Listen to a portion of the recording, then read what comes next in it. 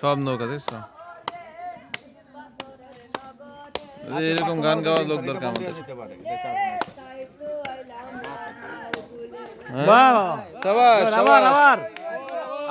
কঠিন এই গানের শিল্পী কিন্তু আমার ছোট ভাই, আবার গাও।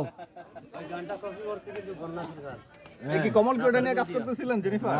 কাজ করতেছেন, এটা আমার পিকেস, আমার লোকে যে কোনো দিন বসবে পিনা সেল কেস আর বসছে তোমার লগে, ও সাইন করে ফেলতেছে, লাইন করে ফেলতেছে। আর তুমি এই শালির বিটি খারাপ আছে।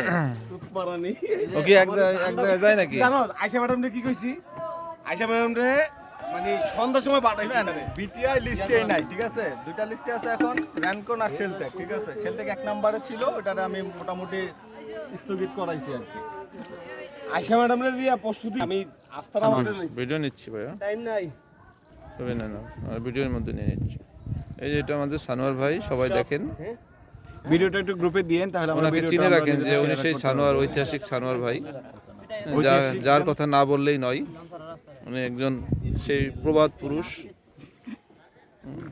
বাঙালি জাতির ভবিষ্যৎ, লাইভে এসে এইভাবে আমাকে আগামী জাতির ভবিষ্যৎ, আমি তীব্র প্রতিবাদ জানাচ্ছি। নেতা আমাদের তিব্বত প্রতিবাদ জানাচ্ছি।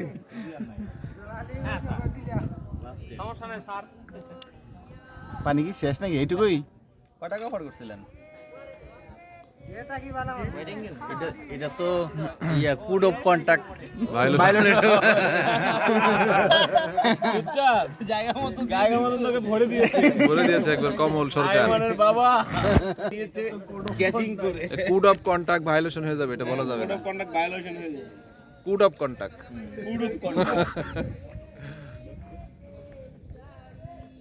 আমার আছে আবার এই স্যার এখানে।